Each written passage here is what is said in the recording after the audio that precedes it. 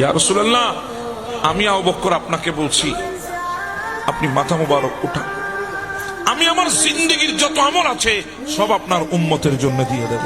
সুবহানাল্লাহ, আপনার উম্মতের জন্য দিয়ে দেব। আমার নবী মাথা মুবারক উঠায় না।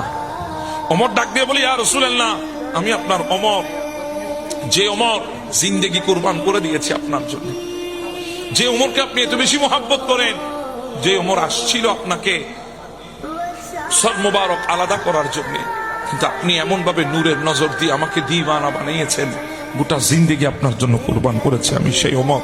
ইয়া রাসূলুল্লাহ, মাথা মুবারক উঠান। ইয়া রাসূলুল্লাহ, আমি আমার জিন্দেগিতে যত আমল করেছি, আজান গোপনে ছিল, আমি ওমর ইসলাম ধর্ম গ্রহণ করে ওপেন করেছি আজান।